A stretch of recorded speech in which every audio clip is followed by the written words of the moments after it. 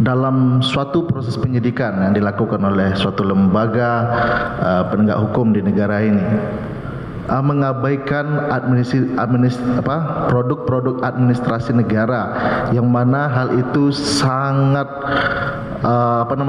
sangat berkaitan dengan sebuah perkara, apakah ada sanksinya menurut hukum administrasi negara? Yaitu di mana kerugian negara ini harus dihitung secara nyata dan pasti, gitu ya. Nah, yang saya ingin tanyakan di sini kembali bahwa apa yang tadi saudara sampaikan tentang dokumen material dalam pemeriksaan kerugian negara dan apa saja bentuknya dokumen tersebut.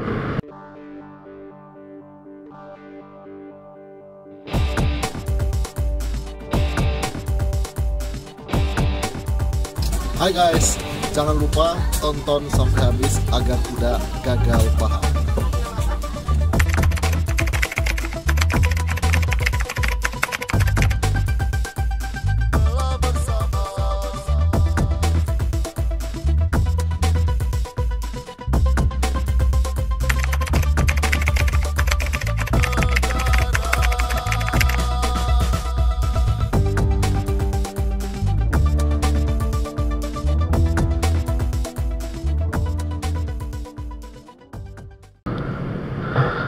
Baik ahli, terima kasih.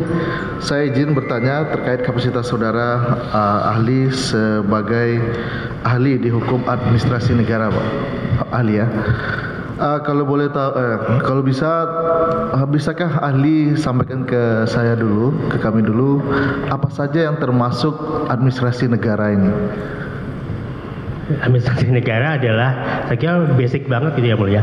Jadi administrasi negara itu adalah tindakan atau perbuatan hukum administrasi pemerintahan menyangkut kewenangan, prosedur, substansi pelaksanaan, baik dalam penyelenggaraan pemerintahan atau dalam pelayanan publik. Begitu yang mulia secara umum. Siap. Apakah setiap surat menyurat ataupun dokumen yang dikeluarkan oleh instansi negara bisa dikatakan sebagai administrasi negara? Sangat termasuk yang mulia majelis pasal 50 Undang-Undang 314, itulah bagian dari seluruh dokumen administrasi pemerintahan yang harus wajib dilakukan pemeriksaan. Begitu yang mulia majelis. Baik.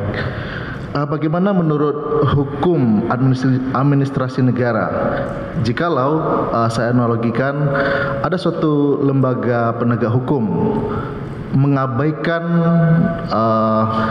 produk administrasi negara, mungkin dalam ini BPK, terkait keuangan negara, bagaimana menurut pandangan ahli? Ya, yang seperti itu yang mulia, hakikatnya termasuk pada tidak sesuai dengan substansi, sesuai dengan objek keputusan.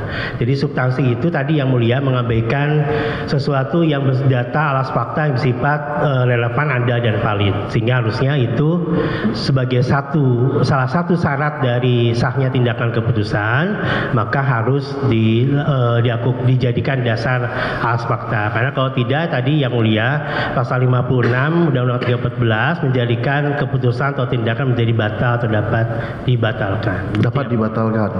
Baik ahli. Jikalau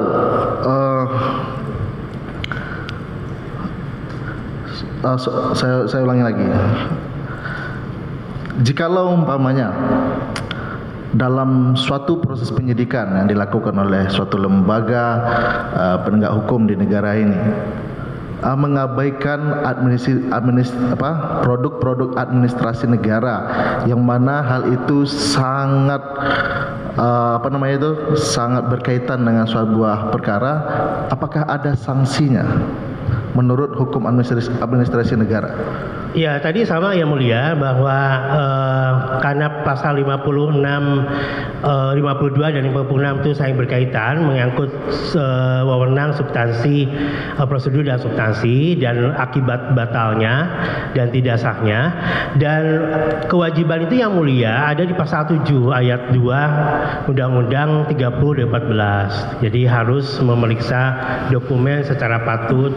Nah, itu harus yang mulia, sanksinya ada di PP 48 tahun 2016. Seluruh pejabat administrasi pemerintahan, badan administrasi pemerintahan yang tidak melaksanakan kewajiban di dalam pasal 7, salah satunya tidak melakukan asesi, tidak melakukan kewajiban-kewajiban tersebut, diatur dikenakan sanksi administratif. Itu yang mulia majelis. Berarti cuma administratif ya Pak ya?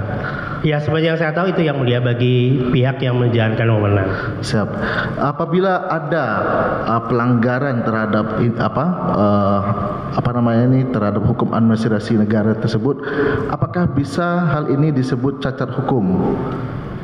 Ya, itu makanya dinamakan dalam pasal 20 yang mulia dinamakan sebagai kesalahan administratif, atau dalam teori bukunya Belivante atau Sultan Batuah itu dinamakan sebagai adanya perbuatan melawan hukum administrasi. Begitu yang mulia majelis. Siap, terima kasih yang mulia. Cukup. Ada lagi? Silakan. Terima kasih yang mulia. Saudara ahli, sesuai dengan keahlian dan bidang keahlian yang saudara ahli miliki, kita coba untuk menyempitkan ataupun membahas mengenai kerugian negara yang telah saudara ahli sampaikan tadi, yaitu di mana kerugian negara ini harus dihitung secara nyata dan pasti, gitu ya.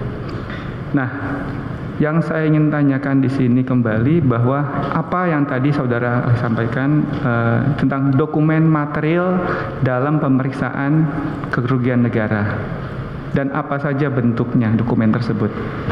Baik, terima kasih yang mulia majelis. Pasal 18 Undang-Undang 1 2004, sebenarnya dokumen materi itu yang mulia bergantung pada peraturan dasarnya yang menyatakan tentang misalnya pengadaan jasa tanah yang mulia harus dokumen material apa. Jadi ada dokumen materi itu bergantung pada peraturan administrasi masing-masing. Jadi dokumen materi itu yang mulia yang menyebabkan saya akan membayar. Jadi si penyedia barang jasa harus menyampaikan dokumen material apa saja. Misalnya kontrak, misalnya laporan berita acara dan sebagainya, itu yang mulia. Jadi dokumen material ada dokumen-dokumen yang dipersyaratkan di dalam peraturan perundangan yang menjadi dasarnya untuk mencairkan atau membayarkan uang kepada penyedia barang jasa. Begitu yang mulia majelis.